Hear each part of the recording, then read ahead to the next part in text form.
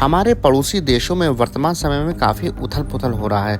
पाकिस्तान में ये सब तो अक्सर ही होता रहता है, लेकिन विगत कुछ वर्षों में श्रीलंका, बांग्लादेश, म्यांमार और अब हमारे पड़ोसी नेपाल में भी लोगों में किसी न किसी कारण से रोष व्याप्त हो गया है। आज का वीडियो आप अंत तक पूरा देखिए, जिसमें इसी का डिकोड करेंगे कि आखिर नेपाल का ये मसला है क्या। नेपाल में सोशल मीडिया पर बैन के खिलाफ आंदोलन उग्र हो गया है। युवाओं ने संसद में घुसने का प्रयास किया और उन लोगों की पुलिस के साथ हिंसक भिड़ंत हो गई। पुलिस के द्वारा गोलीबारी होने से 16 प्रदर्शनकारियों के मारे जाने की भी खबर आ गई है। काठमांडू में हालात संभालने के लिए सेना को मोर्चे पर लगाना पड़ा। आंदोलन के पीछे नेपाल का जेन जी के बीच काफी रोष उत्पन्न हो गया है। अभी तक इसका किसी भी राजनीतिक संगठन से कोई कनेक्शन सामने नहीं आया है। इससे पहले कि आगे बढ़े, अगर अभी तक आपने हमारा यह चैनल अभी तक सब्सक्राइब नहीं किया तो जल्द से जल्द सब्सक्राइब करके बेल आइकन को प्रेस कर दिए, जिससे जब भी हम इस तरह का वीडियो अपलोड करें तो उसका नोटिफिकेशन सबसे पहले आप तक पहुंचे। अब बढ़ते हैं इसी में आगे।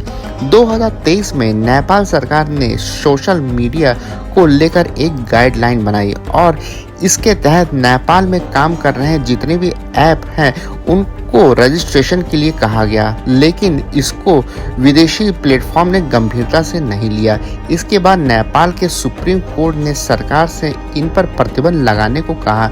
नेपाल कैबिनेट ने 28 अगस्त 2025 को सभी सोशल मीडिया ऐप्स को एक हफ्ते के अंदर रजिस्टर करने के लिए कहा, लेकिन किसी भी संस्था ने इसका पालन नहीं किया। इसके बाद सरकार ने 5 सितंबर 2025 को 26 ऐप को बैन कर दिया, जिसमें फेसबुक, यूट्यूब, व्हाट्सएप इत्यादि तमाम सारे सोशल नेटवर्किंग साइट है। सोशल मीडिया के इस प्रतिबंध को युवाओं ने सरकार के अभिव्यक्ति की स्वतंत्रता पर हमले और युवाओं को देश दुनिया के साथ संवाद स्थापित कर सकने से रोकने के तौर पर लिया।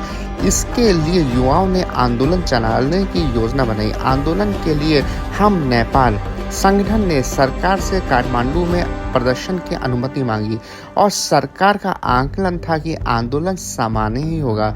इसको इतनी अधिक संख्या में युवाओं को सड़क पर उतरने का कोई भी अंदेशा नहीं था। युवा न केवल सड़क पर उतरे, उन्होंने पुलिस के साथ टकराव लेना शुरू कर दिया। काठमांडू में प्रदर्शन के बाद यह आंदोलन दूसरे शहरों में भी फैलना शुरू हो गया। पुराना असंतोष भी था, जिसमें एक नई हवा दे दी गई। नया आंदोलन तत्कालीन कारण इस युवा आंदोलन का भले ही सोशल मीडिया पर प्रतिबंध है, लेकिन युवाओं के अंदर असंतोष काफी लंबे समय से उभर रहा था। माओवादी आंदोलन और उनके बाद राजतंत्र की समाप्ति के बाद युवाओं में यह आशा काफी ज्यादा हो गई थी कि जो भ्रष्टाचार अब तक था वह खत्म हो जाएगा और देश में एक नई राजनीतिक संस्कृति का जन्म होगा, लेकिन हुआ कुछ भी ऐसा नहीं। नेपाल न केवल राजनीतिक अस्थिरता और अराजकता का शिकार हो गया, बल्कि उसकी आर्थिक स्थिति भी बद से बदतर चली गई। कोविड में खराब हुई आर्थिक स्थिति में उसके बाद कोई भी सुधार नहीं हुआ। युवाओं को लगातार विदेशों में पलायन होता रहा।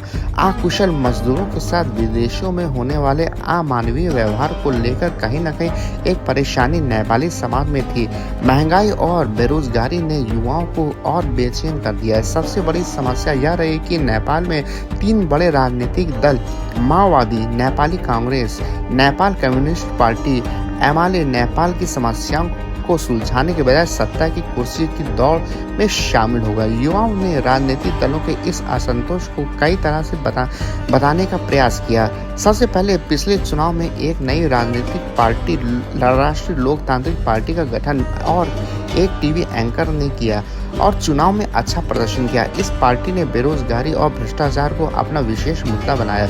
इसके साथ शहरी युवाओं का एक बड़ा हिस्सा जुड़ गया। यह परिणाम यह दर्शाने के लिए काफी था कि युवाओं का परंपरागत राजनीतिक दलों से मोहभंग हो गया है, लेकिन लोकतांत्रिक पार्टी के नेता रवि लामेछीने विवादों से घिर गए और युवाओं इस कारण खुद को ठगा सा महसूस करने लगे।